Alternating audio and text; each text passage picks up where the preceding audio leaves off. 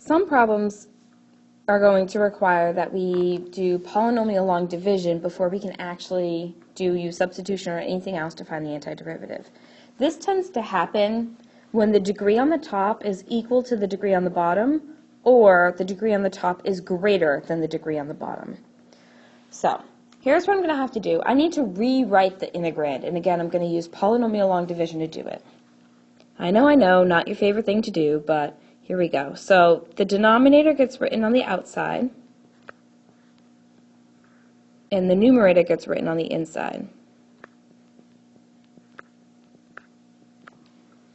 All right, and what we do is we take the lead-off term and divide it by the lead-off term.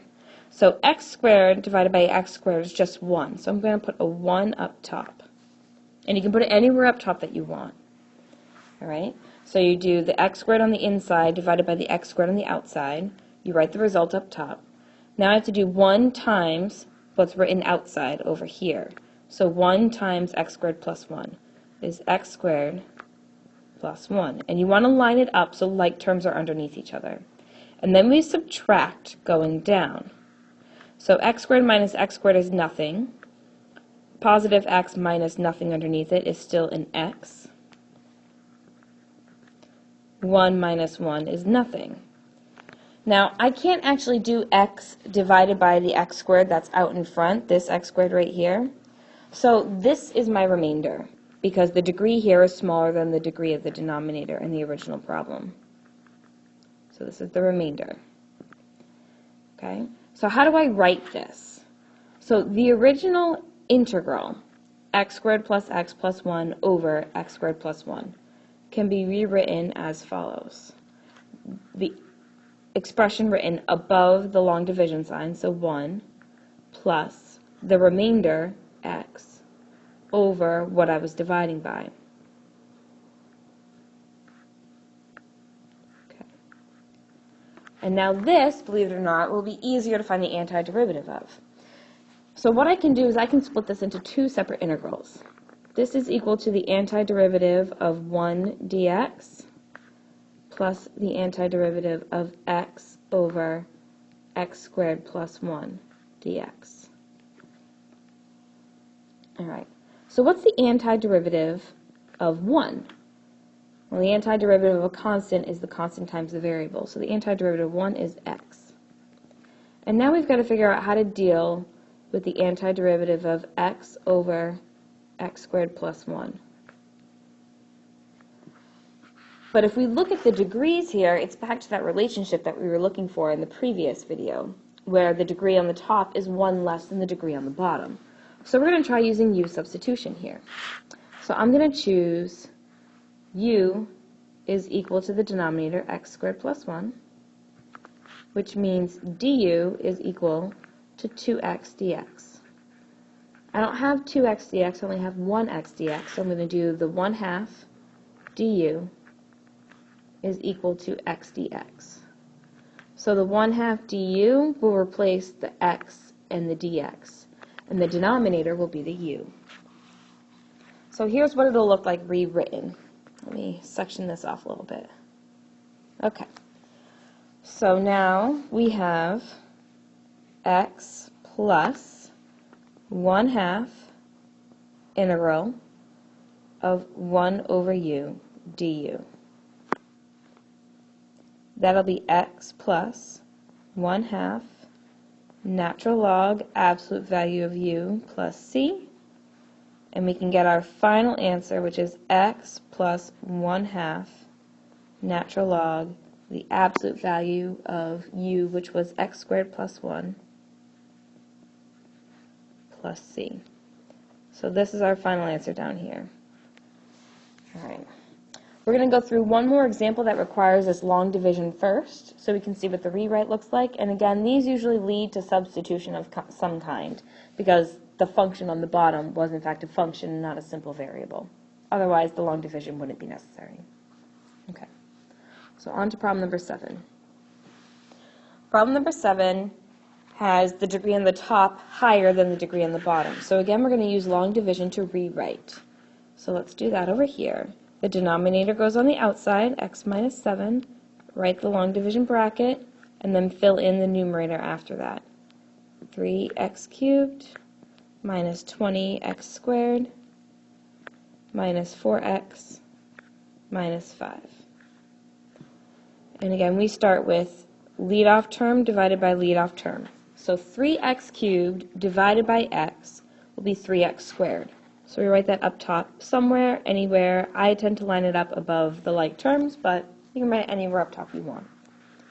And now I do 3x squared times x minus 7. So 3x squared times x is 3x cubed. 3x squared times negative 7 is minus 21x squared. And I have to subtract as I go down. Now be careful when you're subtracting. 3x cubed minus 3x cubed is nothing. Those cross off. Negative 20x squared minus negative 21x squared is really negative 20x squared plus 21x squared. This is 1x squared. I'm going to have to repeat the process, so carry down the next term. And now we go again. So now I'm going to do the lead-off term, x squared, divided by the lead-off term, x. X squared divided by x is x. So I write plus x up top. I do x times x minus 7. So that will give me x squared minus 7x, and I subtract going down. Once again, be careful when you're subtracting. X squared minus x squared is nothing. Negative 4x minus negative 7x is positive 3x. Okay, carry down. We're going to need to do this one last time. So I take the lead-off term, 3x, divided by the lead-off term, x. 3x divided by x is positive 3. So I do 3 times x minus 7 to get 3x minus 21. And I subtract going down. And that leaves me with negative 5 minus negative 21 is positive 16. That's my remainder. And I know I'm done because the degree of this is 0, which is less than the degree of x, which is 1. Okay, so that's the long division aspect of it. So now we need to take a look at how to rewrite it. All right, so here's how the rewrite is going to work. We got from the division, we had 3x squared plus x plus 3 plus a remainder of 16, which gets put over the x minus 7.